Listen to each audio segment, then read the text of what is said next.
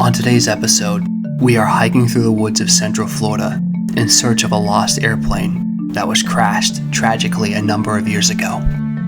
This explorer is going to be no easy feat, as we have to hike 2.5 miles into the woods. On a seemingly normal day, on April 5th, 2014, Theodore Weiss, known by his friends as Ted, took his small plane out for flight. By all accounts, Ted was an extremely experienced pilot who had made this trip many times. Ted was going to take his plane from Marion County Airport all the way over to his house in Zephyr Hills, a short 70-mile plane ride away.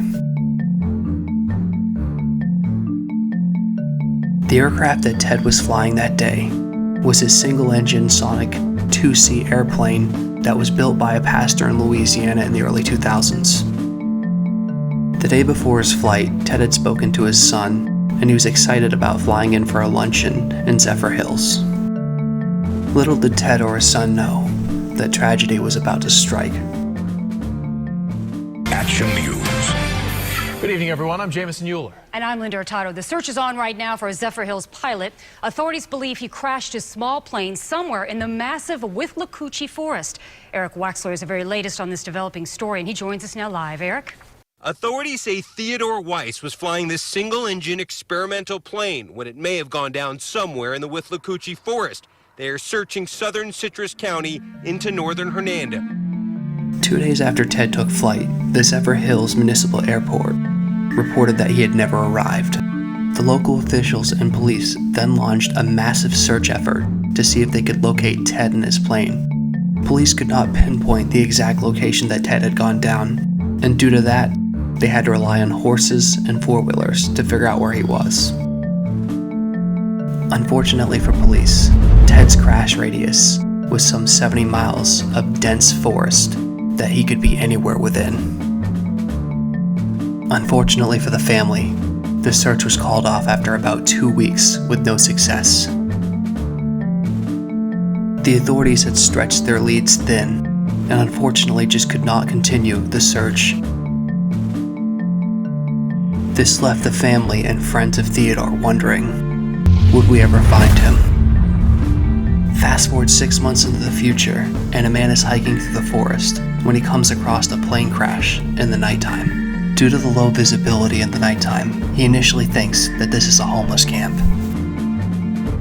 Upon taking a closer look, the man realizes that this is not a camp at all, but a plane crash. And much to his horror, as he takes an even closer look, he realizes that the pilot is still strapped into his seat.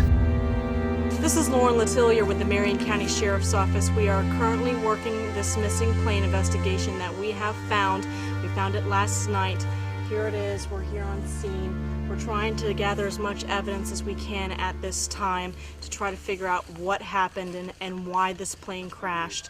We found some skeletal remains along with the plane, and the medical examiner is now currently collecting those remains and trying to figure out who this person is.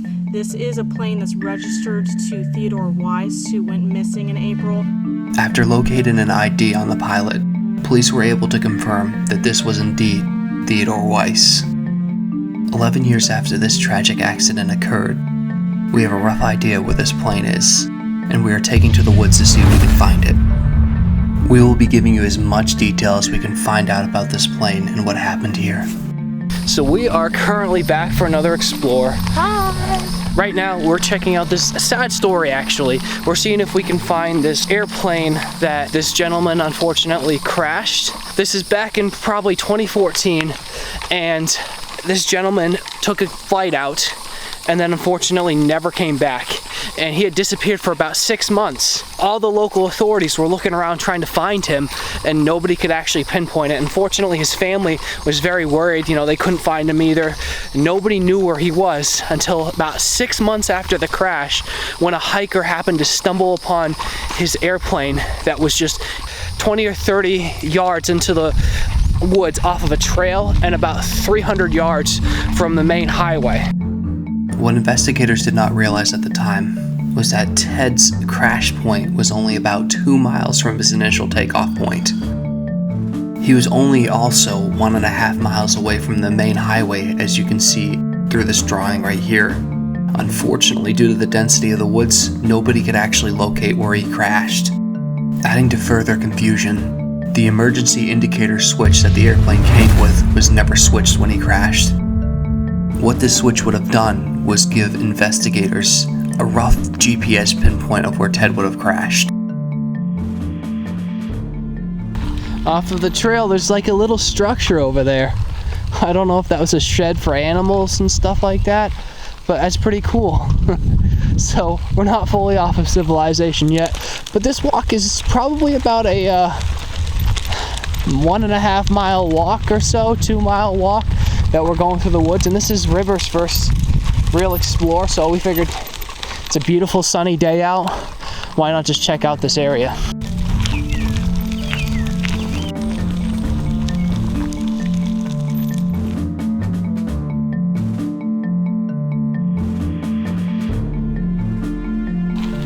Some reason there's like an old mailbox right here. I don't know if there was like a little farmhouse that used to be here, but actually that doesn't look like it's that old. So I don't know why that's there, but it's just another interesting find off of the trail because I don't see any houses around here.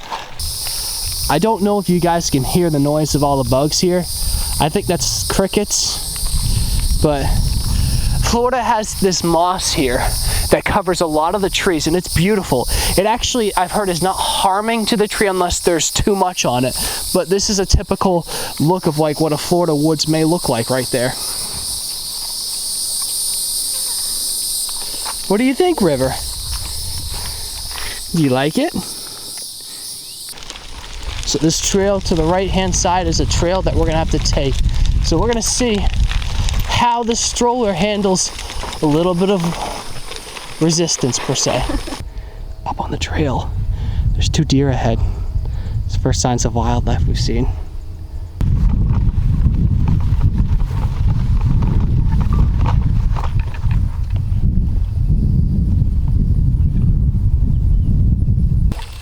So we've reached the part in the explore where we've gotten to a little bit more of a shady area. So this is beautiful because it is very hot in that sun. So you just got to be careful if you're going here. You got to have some water. We've got plenty of bottles of water. So there's another, yeah, you're right. There's another little structure right here. I saw this in somebody else's video, but I bet you this was something where they would have had animals and stuff.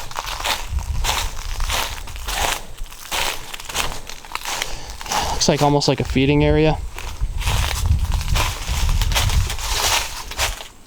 Definitely looks like a little feeding area for animals. But this is very, very old. An interesting thing about this plane crash is that it is off of a very well-traveled trail, so hundreds of people may have passed in those 6 months right by it within 100 feet and not even realized it. Yeah, this has definitely been here for years and it's definitely not used anymore. So after about probably 40 minutes of walking, we have finally made it into where we are gonna enter the woods. Probably about 150 feet or so. So we just wanna be careful, we wanna do this safe. At the same time, this is pretty cool. Unfortunately, after about 20 or 30 minutes of searching through the forest, we could not find the plane crash. Upon a little bit further research, the location we had been searching was just slightly off from where the plane actually was. With a clear head, we decided to come back the next day and see if we could actually find the true location of this plane. It's the hike that we have to get to this abandoned plane. It's quite deep into the woods, so stick around. We're gonna be careful. We're gonna see if we can get through here without any issue. So this right here used to be old sheep and cow pasture and maybe other animals, so it's a little bit more flattened than some of the other areas. So we've been hiking through the woods right here and we finally have found it. I can make it right through this tree branch over here. Unbelievable.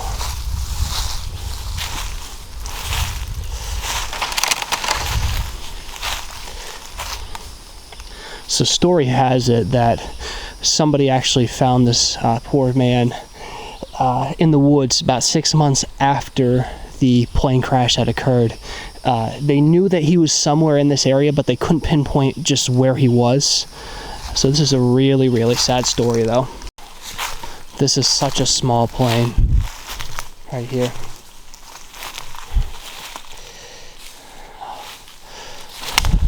So this was actually built by either the gentleman himself or somebody else. So this was like a homemade plane. It's really too bad. You can almost see where the flight would have come down. There's almost like a path where he would have crashed into the woods, and he clearly hit this very, very hard. And just look at that. There's a grave site too, or not a grave, but a memorial for this poor gentleman here. On inspection of the plane, we could see the words experimental written on the side of the cockpit. That basically means that this plane was built by a person and not manufactured. As mentioned earlier in the video, this plane was actually built by a pastor from Louisiana by the name of Dave Fortuna.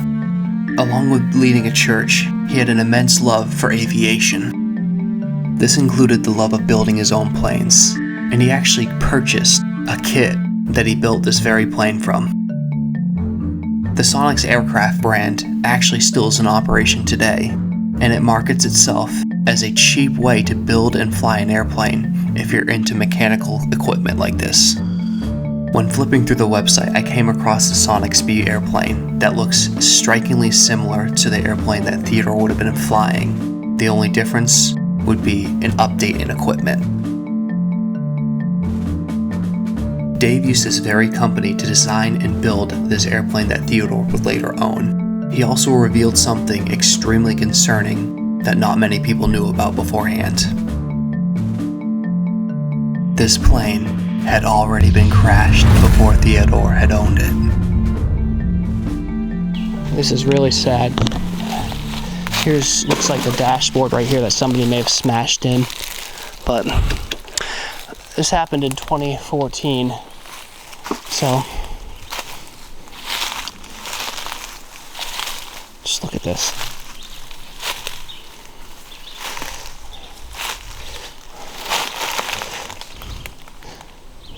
So it was said that the person that found this gentleman came across him, and unfortunately he found the guy right where he had landed. So I don't know if he died on instant impact. I don't know if the medical research was able to determine that. But yeah, unfortunately he passed away right in this cockpit right here, and was eventually found. In 2003, Dave Fortuna sold his airplane to another person.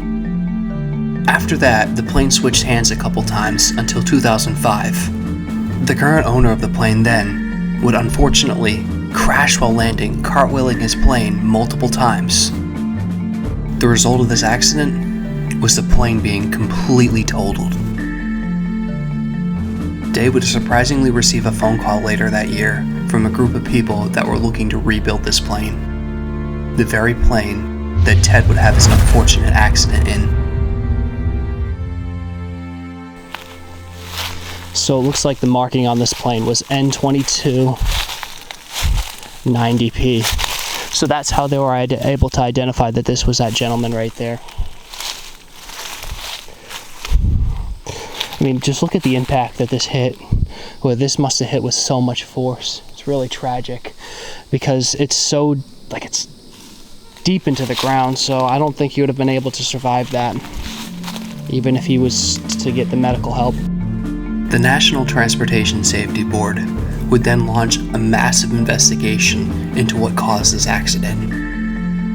After a couple years of research, they could not pinpoint an exact cause of the accident. They did, however, come up with a couple of findings, ranging from low air pressure to a hole in the fuel line injector.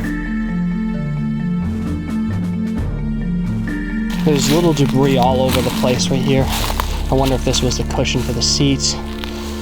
You have just parts of the plane right here. Don't exactly know what this was right here, but this is more parts. This is like, I honestly don't know what that would have been to the plane, but you can see also where the tail of the plane got severely damaged. The wing split off right there. And I don't even know if I can see the front. I wonder if that hit. I wonder if the front is up here a little bit. I don't know.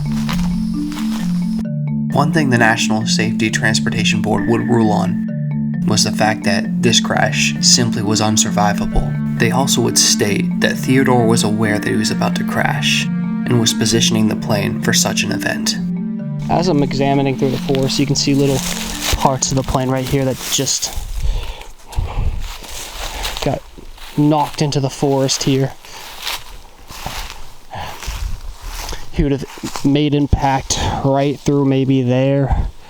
I don't know. I'm not an expert, but he definitely hit the ground really hard, unfortunately. There might be more plane parts, but I'm not going too far back into the woods here just because I don't know this area that well. Reports also indicated that the plane hit a tree on the way down, and that caused the majority of the damage to it. The plane also landed upside down and was later uprighted to assist with the further investigation.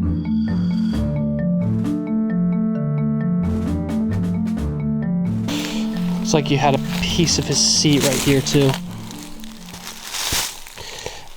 Fortunately, I don't know if there's anything else around here, but I can't tell. There's probably more stuff scattered throughout the woods that we just can't see, but yeah, that's the majority of this plane right here. You can see all the little parts here.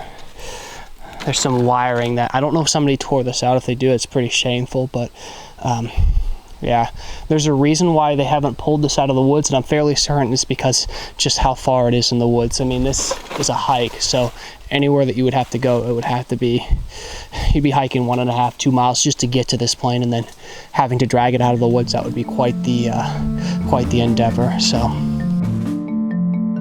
after 30 or 40 minutes of filming this plane and paying our respects, we decided to call it a day and head back to our car.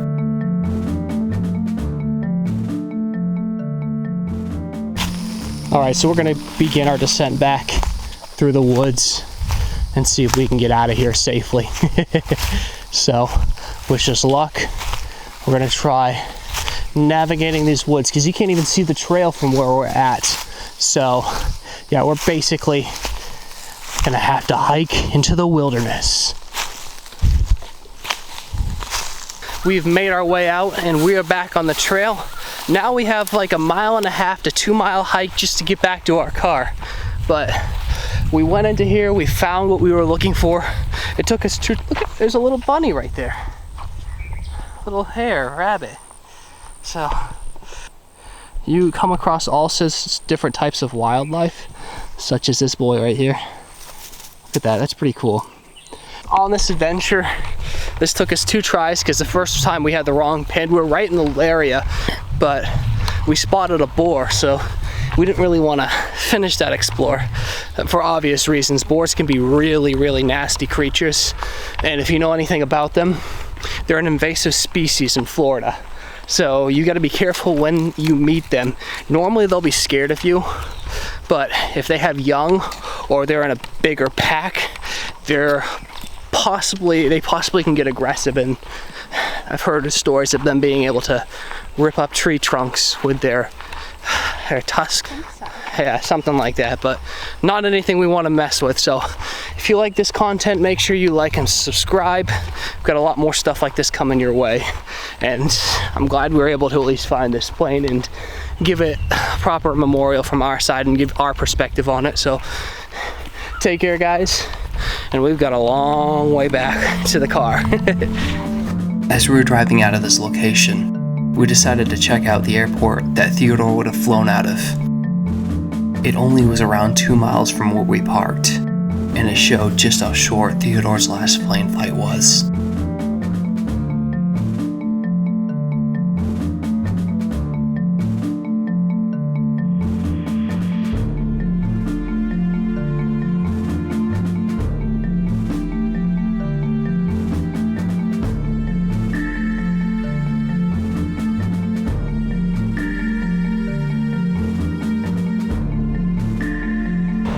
So this right here is actually the airport that Theodore would have taken out of. It's a little municipal airport in the middle of nowhere, Florida. That right there is the office and it's tough to see some planes, but there's some planes in the distance over there. I don't know if I can get them on camera because I can't go through that gate obviously, but yeah, this is the airport that he would have taken out of, and he would have crashed just around 2 miles from here. So it took them 6 months because the forest is so dense over here. It took them 6 months to find this airplane. They knew he crashed locally too.